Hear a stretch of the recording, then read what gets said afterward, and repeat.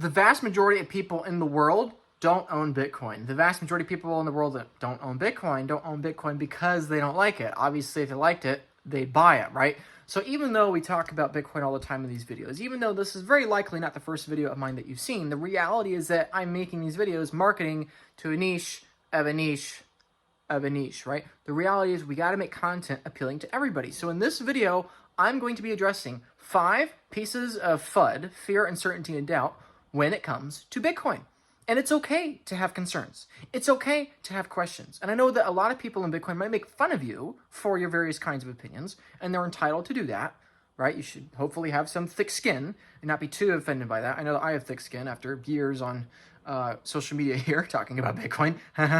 But the point is that we have to address the elephants in the room, as much as it might seem like, Luke, these points have been talked about 1,000 times. The reality is that to other people, they've not heard these points 1,000 times. And so it's worthy to discuss them. So in today's video, if you are a part of the 99.5% of the world that doesn't like Bitcoin, then this video is probably going to be for you at helping debunk some of this FUD. And if you're somebody, or most of you watching, that do like Bitcoin, hopefully this video will still be of use to you, helping you help your loved ones debunk these kinds of thoughts. So let me go through 5 critiques that somebody posted online here, right? This is a post by one of my friends, Dan Sherman, excellent guy. Highly encourage you to follow him on Twitter, giving him a little shout out there. But he spoke with a friend, a non-Bitcoin friend, who, or now not in Bitcoin, but this friend helped bring Dan to Bitcoin. But, he pivoted away from Bitcoin maximalism, and he worked for a Luna ecosystem crypto company. Wow, now that sounds like something that's basically risk-free, if you know what I mean, right? Great idea, right? Maybe his name's Raul. But anyway, I'm sure he's a pal, that's for sure. Point being, let's get back to the 5 things that this friend that decided to go the pal route, the 5 things that this person decided to do. Okay, this person's concern. First concern, Bitcoin price is going to fall. It's going to fall to 50 grand this cycle. Ooh, that's scary. Ooh, that's a big fall from today's current price. Well, that's quite scary. Maybe I should go to Luna ecosystem. Surely that doesn't have nearly as much downside. Okay, let's give some respect, though. That's the first concern. I'll address that in just a moment. Second concern, Michael Saylor is scared. Hence why he changed the forward guidance on the at the money issuance for MicroStrategy stock. Saylor is scared. He's terrified. He's nervous. That's why he's changing his forward guidance, right? That's the second concern. Third concern, the U.S. financial system is dire, and that somehow means that Bitcoin's in trouble. Okay. All right. The fourth consideration. Okay, actually, there's 6. I lied. There's 6 pieces of FUD here, not 5. The third, the Ethereum Foundation and the Ethereum network is now much more decentralized than Bitcoin due to BlackRock and MicroStrategy's centralization of the Bitcoin network. Oh, clearly, Ethereum is the way to go, and somehow that means that we should still go to Terra Luna. Okay, whatever, fine. The fourth question, or the fourth piece of FUD, or the fourth piece of concern. Quantum computers developed through artificial intelligence assistants are coming soon for your Bitcoin. They're going to take over. They're going to take your money. Ooh, AI, quantum computers, things I don't understand. They're going to destroy everything somehow, and we're not all going to go to a Mad Max post-dystopian world or whatever, right? Okay. The final concern is that there's going to be another fork war. Okay. Sure. So, we can try to educate people, and really I shouldn't make too much fun of them, right? Everybody has their opinions, and most people are wrong on most things, including myself, by the way, probably, right? I don't claim to be an expert on everything, let alone pretty much anything, right? But the point is that these people, when they hear Bitcoin advocates like you, dear viewers, like myself, and like Dan in this case, their jaws drop because they hear so many talking points against Bitcoin, and they're amazed that people like you and me have a counter argument to most of these things. And so my point here is that you, my fellow Bitcoiners, you have to prepare and understand that most people, most of the time, are going to have concerns or fears about Bitcoin that are not justified. And so you shouldn't sit here and say, oh, these people are unintelligent, or these people are inferior to me. Right? You probably believed a lot of these talking points at one point or the other, right? So don't sit on such a high horse, okay? Maybe a little bit of a donkey, right? You can sit on a little high horse, right? But not too high, right? Not a tall donkey, right? Not a tall horse. So point being, have some grace, have some patience with these people. Don't be too condescending, and just explain rationally that, hey, actually, I have enough conviction in this thing, and I believe in the fundamentals enough that I still think there's no reason that people shouldn't be buying Bitcoin, right? I actually can articulate on the fly why I'm not concerned about these things, right? So let's get into Luke's opinions, Luke's reactions to these 6 different critiques. Let's talk about the first one. Bitcoin price will drop to $50,000 per coin this cycle, and therefore I shouldn't own Bitcoin because it's so volatile and whatever, right? Okay, that's possible. I'm the first to admit that's possible, right? Give the person the benefit of the doubt and acknowledge their concern that that is possible. And I myself, as somebody in Bitcoin, is not living in denial that I know where Bitcoin price is going to go because I paid $5,000 for this stupid little trading course or whatever, right? Have acknowledgement that you don't know everything. It's possible. I don't know what Bitcoin price is going to do. I literally live in Bitcoin, right? I live in this box that you're watching me in, right? Like I'm actually not a real person. I'm an AI caricature that lives on the internet here. No, I'm just kidding, right? Obviously. But the point is that's sometimes how I feel like. The point is, even me that's been in Bitcoin this much, for this many years, I have absolutely no freaking clue where Bitcoin price is going to go. Michael Saylor doesn't have a clue. Adam Back doesn't have a clue. I don't have a clue. And surely the YouTube comment section down below, they don't have a clue, even though they would love to pretend like they have a clue. I'm telling you, they absolutely don't. So yes, it's totally possible Bitcoin falls in price. Pick your number, 50K, 80K, 100K, right? But this is something else just to mention, is that most people critiquing Bitcoin, they seem a lot more certain of Bitcoin price than people in Bitcoin seem a certain price, but that's a side point. So let's agree, it's possible Bitcoin price falls. However, if one believes that the Bitcoin price matters as a result of market signal, meaning, oh, Bitcoin price is going to fall down to 50K because the market is rational. If you believe that the market is rational, then why is Bitcoin price consistently outperforming the Ethereum price over the course of the last 8 years? Why? Interesting, right? If you're saying Bitcoin's going to go down in price because the market is rational and therefore it will let it go down, then why is your little other token, your XR poop token, or your Ethereum crap token, or your Binance token, or your Cardano token, or your Shiba Inu token, or your SafeMoon token, or your FTX token, or your whatever token, whatever it is, why is the free market consistently over time not putting any value in them and it's instead putting it on Bitcoin? It's nonsensical, right? And so therefore, the other side of that coin, part of the pun, is that if the price does not matter as a result of signal, then how on earth could you know what the price is going to do? And the whole point in of itself is moot, right? The whole context of this question is implying that the price matters and that the price can be predicted. It's like, well, if it can be predicted based on rational free market behavior, then ironically, you should be paying more attention to Bitcoin, not less attention to Bitcoin, because the free market is clearly ascribing this some value that you don't quite understand. So that dismantles the argument. But if it doesn't matter, well, then how do you possibly know what the price is going to be?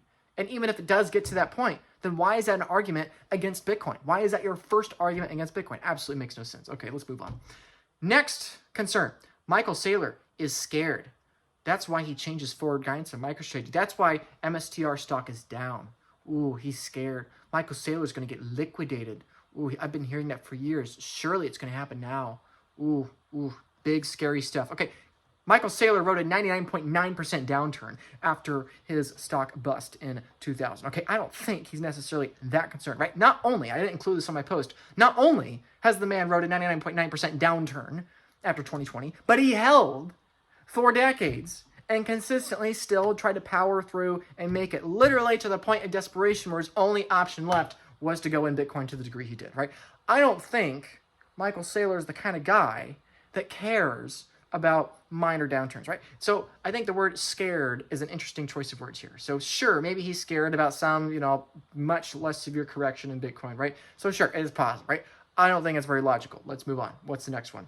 U.S. financial system is dire, and for some reason that means that I should abandon the largest digital commodity on earth, aka Bitcoin, and instead go buy some yield token on some ecosystem that some kid in some foreign country can pull the plug on any time. Okay, so yes, absolutely correct. The U.S. financial system is dire, right? I've made plenty of videos about that. You can watch them on my channel if you're somebody that's subscribed and clicking all the buttons and engaging with all the comments and watching all the videos. Thank you. Please do that. That is what keeps me going. I appreciate it. But the point is, of course, the financial situation is dire, right? Bitcoiners are the most educated, right? Why are you saying the U.S. financial system is dire? That's an argument against Bitcoin. Like, Bitcoiners are in Bitcoin because they believe the U.S. financial system is dire, right? Like be more specific in what your criticism is, right? But the bigger picture is that as dire as America's financial situation is, when compared to the rest of the world, America's situation is actually not that bad. Sure, we got problems. Sure, America's broke. But guess what? Everybody else is broke. That's why people still use the American dollar. That's why people still use American treasuries, American debt. It's because, sure, if you have a pile of 10 different broke companies, and those are your only options, well, then you just buy the least broke company, or you buy the largest broke company, the one that's, the last one to go down for whatever reason, right?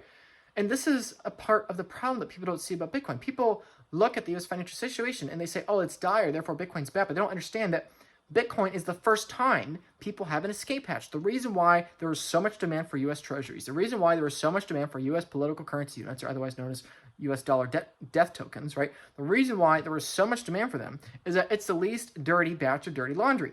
But now with Bitcoin being an escape hatch, it's a monetary system that's very tiny, but growing, a monetary system that doesn't rely on debt, that doesn't rely on perpetually growing supplies of monetary expansion.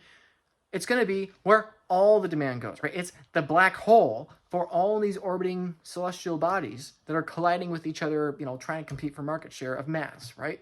All the energy is just going to flow into Bitcoin. So it's not an anti-Bitcoin argument to say, oh, the U.S. situation is dire, right? Bitcoin, America's financial situation is bad. Therefore, when American stocks crash and the Fed has to react and the market crashes, it's going to be the exact same thing like 2020 when the market crashed and Bitcoin price is going to fall. It's like, well, yeah, but then it will just come right back, right? I mean, just like it did in 2020, right? Like, it's not necessarily a very good argument. So, compared to Bitcoin, the US of A is basically a Ponzi scheme, even though America is the least dirty set of laundry in a wide variety of different kinds of dirty laundry. Compared to Bitcoin, all of them are inferior. So, of course, Bitcoin's going to take over.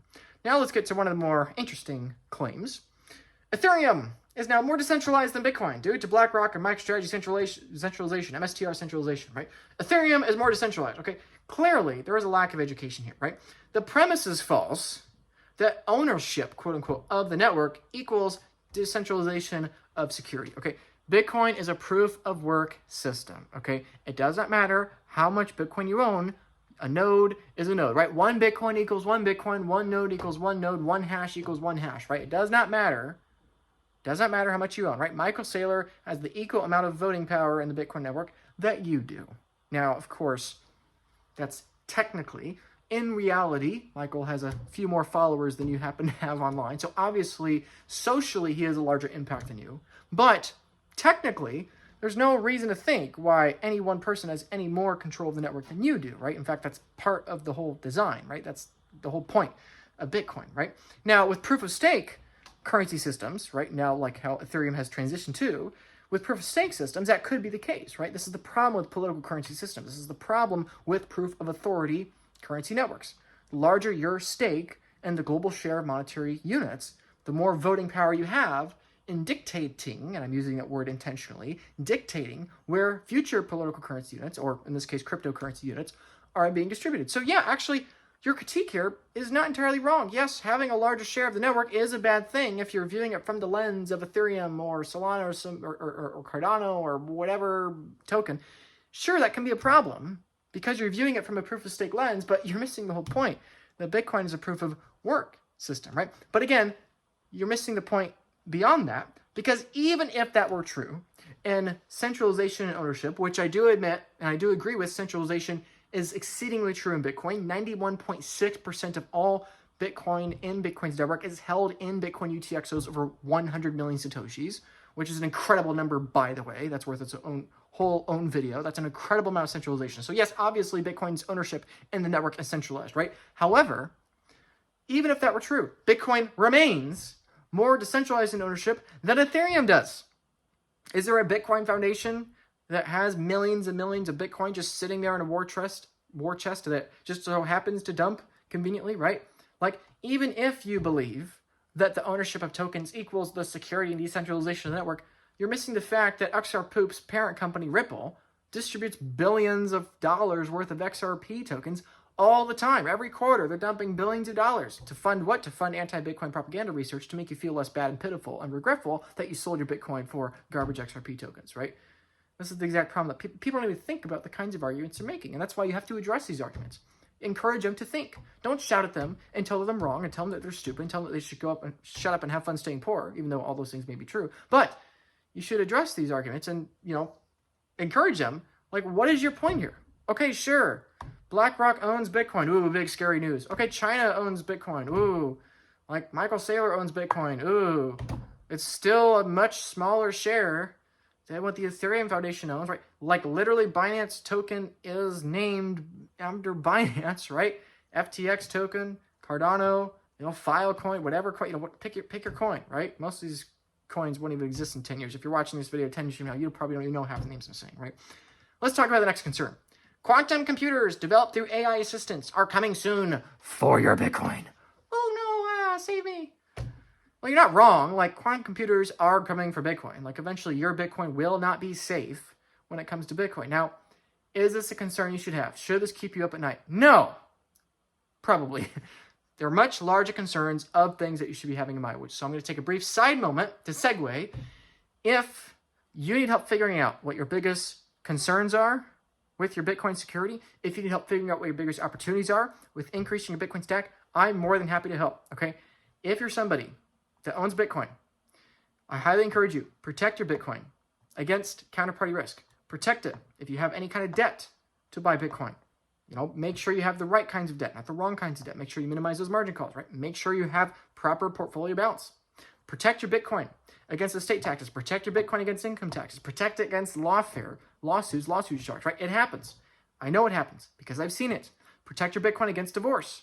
It's not fun to talk about because there's always a personal event with the divorce, right? But protect your Bitcoin against divorce. You don't want to be stuck in the position where you can run away with your keys memorized in your head. Now you have to lie under oath. That's not a good plan.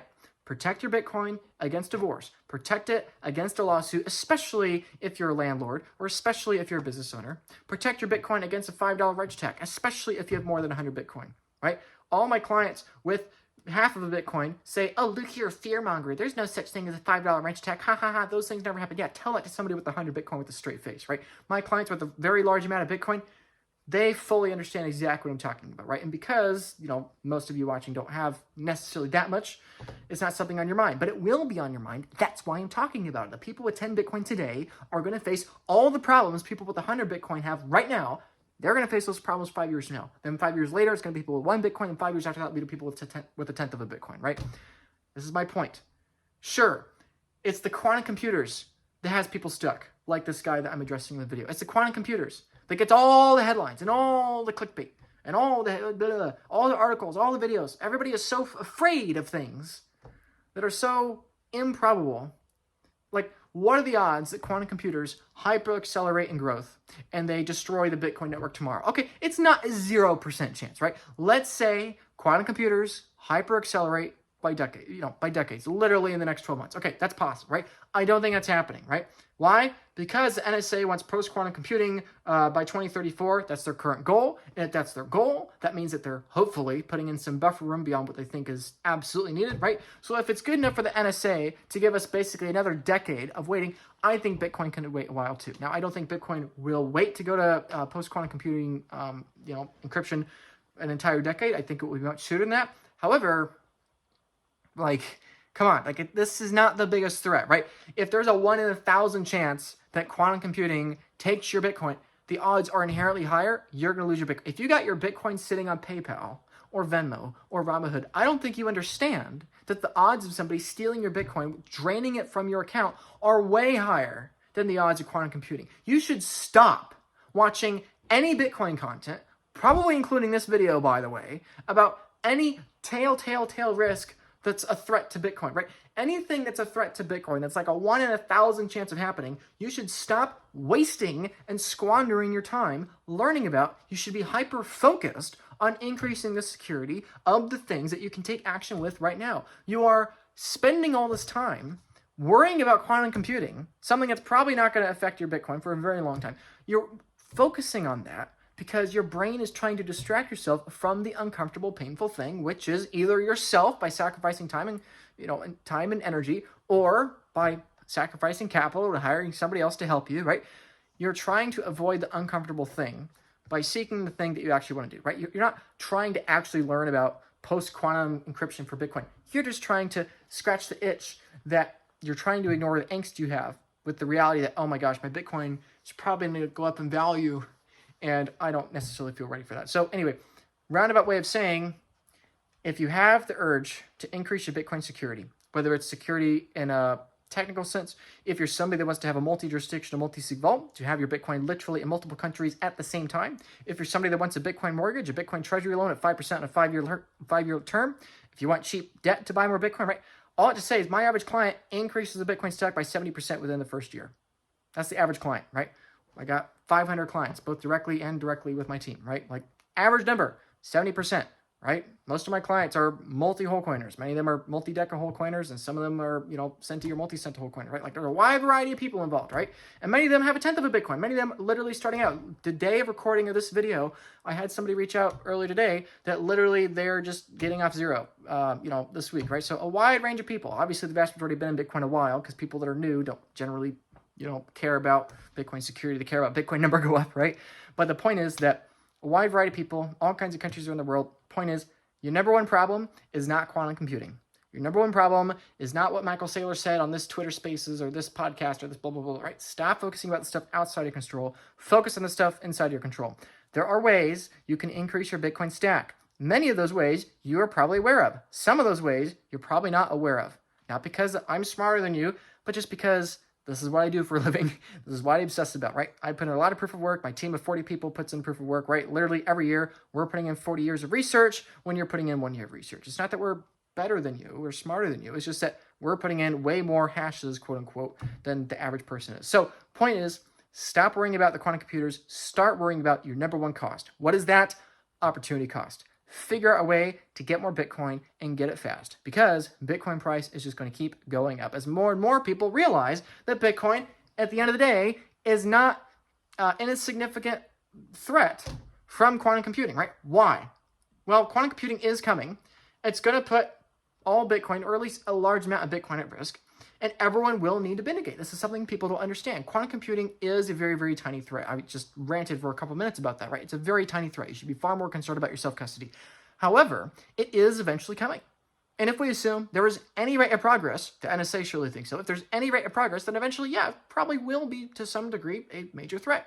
And eventually, yeah, probably people that have access to a quantum computer will just scoop up Bitcoin that's just sitting there in non-quantum or non-post-quantum computing encrypted wallets, right? This is why it's really important. If you have self-custody, you need to keep an eye out. Eventually, when post-quantum computing encryption arrives, you must migrate your Bitcoin to a post-quantum computer protected environment. You must do that.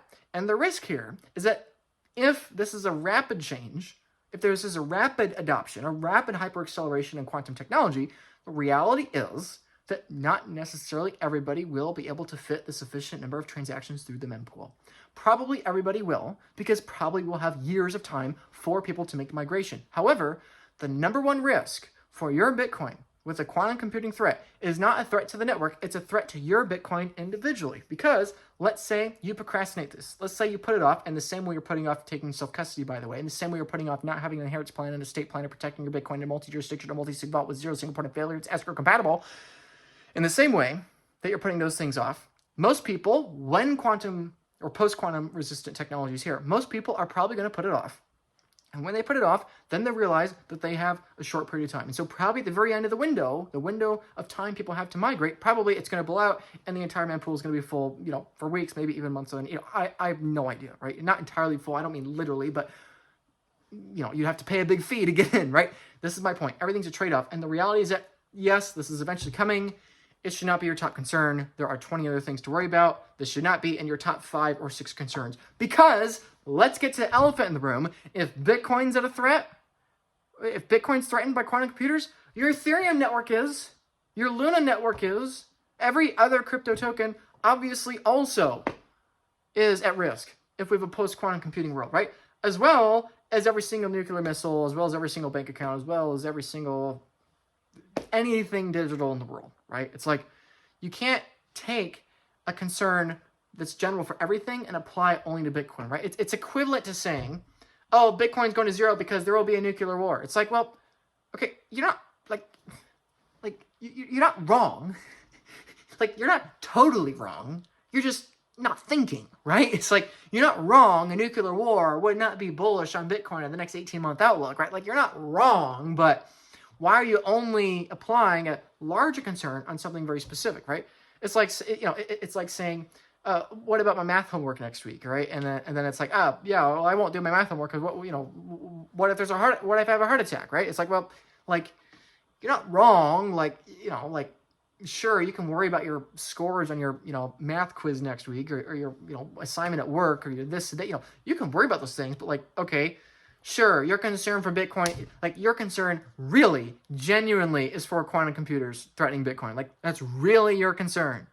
That's really your number one thing, right? Like, okay, you're not worried about anything else. Like, okay, like, come on. In my opinion, this is not a serious kind of argument, because the whole pre-context, the assumption is, well, if I were to be devil's advocate, if I were to steel man the opposing side here, I would say, yeah, but Luke, like, the assumption they're making is that the logical conclusion of their assumption is that Bitcoin can't update to post-quantum computing technology when everything else can, right? Because if their statement is generally nothing can update, well then, we're all going to die, right? But if they're implying, well, Bitcoin can't update to post-quantum computing technology when literally everything else in the world can, well then, like, clearly this is just a factual error, that you've, like, done no research. You don't understand that this is eventually going to happen, and that people are already writing Bitcoin improvement proposals for this to happen. And that, like, there's already a very clear understanding what's going to happen, right? What's the eventual end game scenario?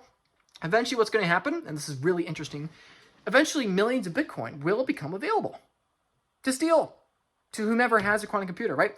Including Satoshi's coins. Gotcha. This gets to a whole nother fear, a piece of fear, uncertainty, and doubt that wasn't mentioned here, but people say a lot of times, what happens if Satoshi sells his coins?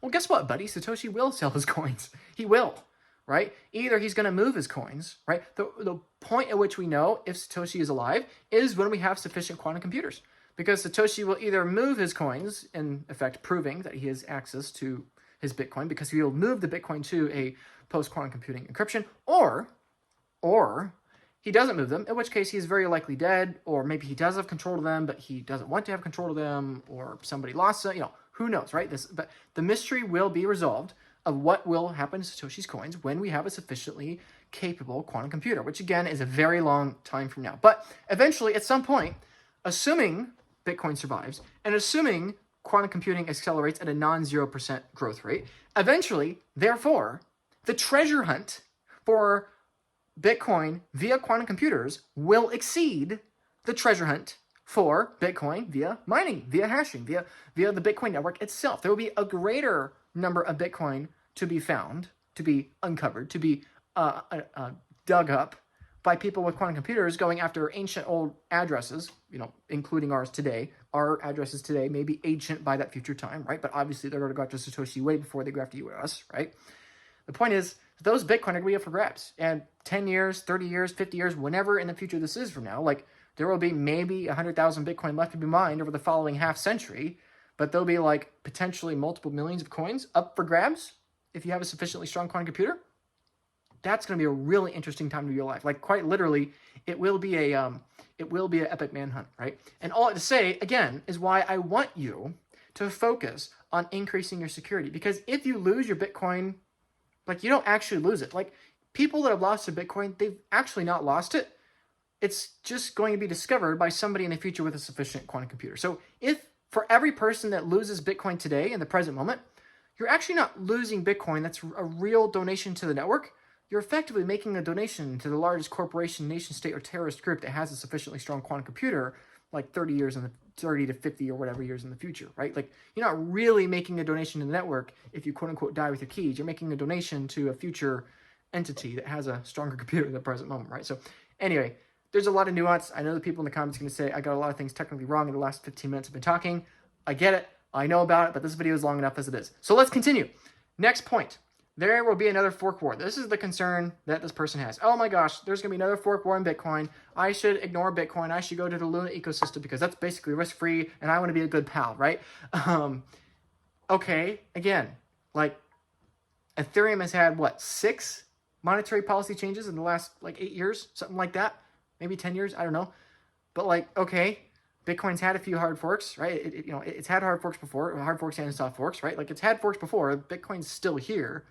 So, okay, it's like saying, it's like it's already happened. Like, I don't even know what the concern is. Oh, Bitcoin's going to do that thing again that it survived. Like, okay. Like, what's your concern, right? Like, if you were bringing up something that hadn't happened to Bitcoin before, then I would understand what you were saying, right? I would understand at least the intent behind it. But in this case, like, okay, there were forks before. Bitcoin survived the forks.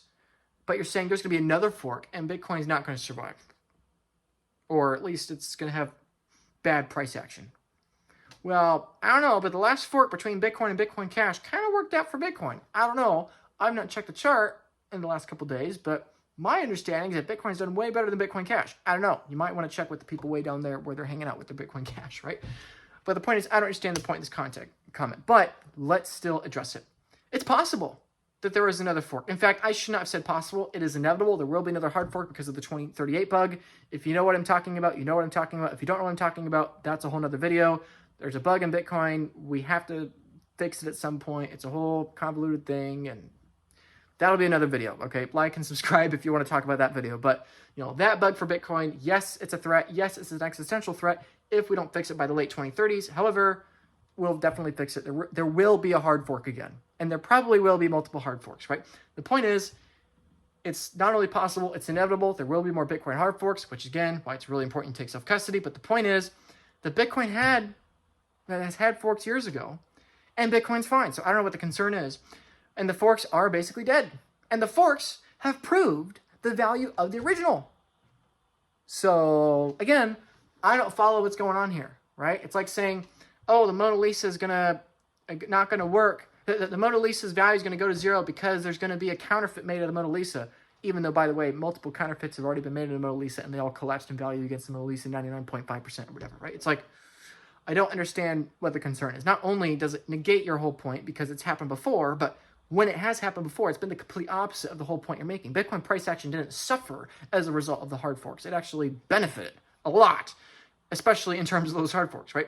So Ethereum and all the other crypto tokens out there, you know, they have way more volatile issuance schedule, right? Ethereum has had, you know, roughly half a dozen different kinds of monetary policy changes, right? It has had that. And yes, it has survived as a network. It's still here. It's still churning out blocks, right? But it's not kept up with Bitcoin. It's not been nearly as secure because it's a proof of stake system. When the BlackRocks and the companies out there do take ownership in the Ethereum tokens, they are gaining ownership of the network, right? It's just the way how it goes with 32 Ethereum, you know, needed to, you know, be a validator or whatever, right?